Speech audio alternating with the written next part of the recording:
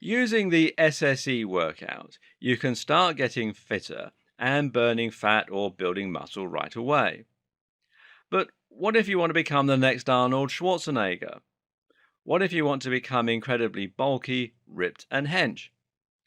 In that case, you might think that your only option is to start lifting weights, but you would be wrong. In fact, there are a number of ways that you can build big muscle using body weight alone, and it's probably a lot easier than you suspect. In this video, we're going to be looking at how building muscle works, and we're going to look at how you can do it using body weight. This is all about theory. Towards the end of the series, we'll be looking at individual body weight moves that you can use and providing a kind of glossary of exercises for you to dip in and out of. So watch this and apply it to those moves. Although, to be honest, you can do most of this with just the regular few bodyweight exercises that you probably already know. So let's take a look at how to build muscle. Muscle growth in response to training is technically known as hypertrophy. Hypertrophy is what bodybuilding is all about, and if you're trying to look big and bulky, it's what you need to be all about as well. So the question is, how does hypertrophy work? How can you stimulate your body to produce more muscle?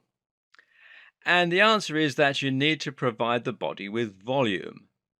Volume is what defines the intensity of your training, and it can come either from increasing the weight or from increasing the number of repetitions, or both.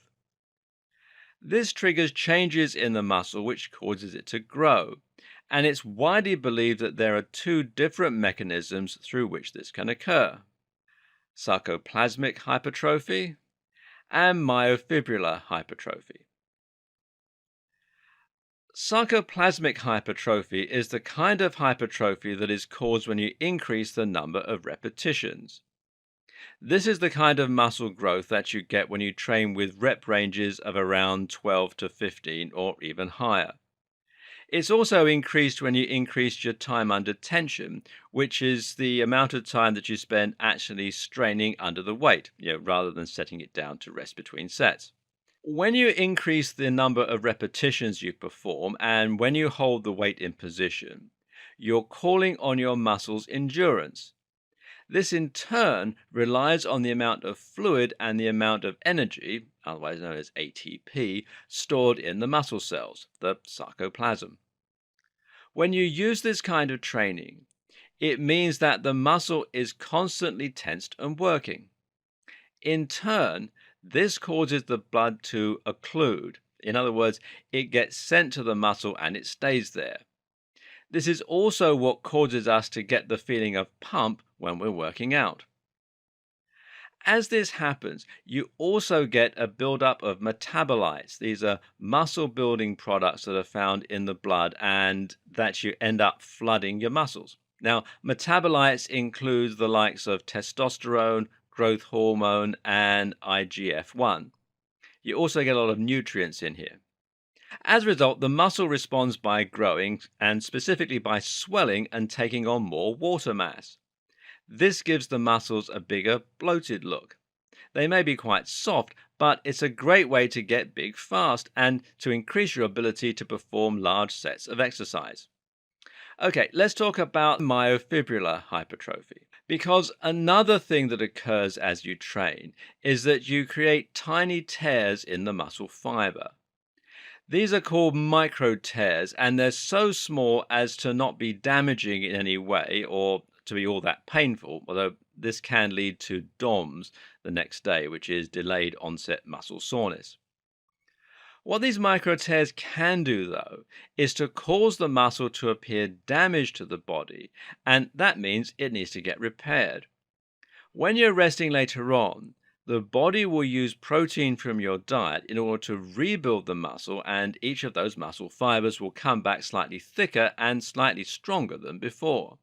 This increases size and strength, and the best way to trigger this kind of hypertrophy is by training with heavy weights. And this is how power lifters will train, and it's how they manage to get very strong lifting a weight only a few times.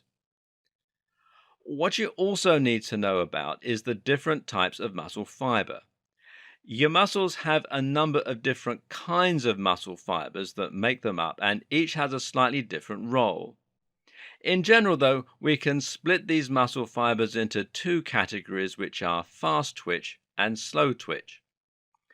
Fast twitch fibers are capable of creating greater acceleration and greater force, and that means that they are the most useful kinds for lifting heavy weights. Your body will use these first when you start to move a heavy weight, and once they become fatigued or torn, it will move on to the slower twitch fibers. Eventually, you don't have enough power to move the weight, but some slow twitch fibers will remain, meaning you're still able to move your arms. There's something else that occurs here too, and that's that you're also strengthening your mind muscle connection.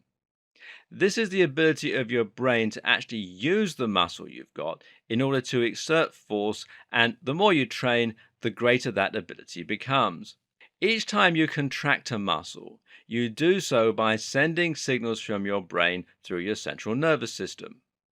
When that signal reaches the end of the nerve, acetylcholine is released across the neuromuscular junction, and this causes the muscle cells to fire.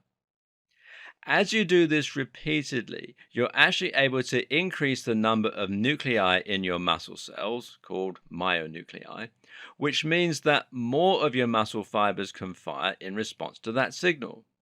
This also contributes to extra muscle growth because the number of nuclei is directly related to protein synthesis, the ability of the muscles to use the protein in your diet to build muscle.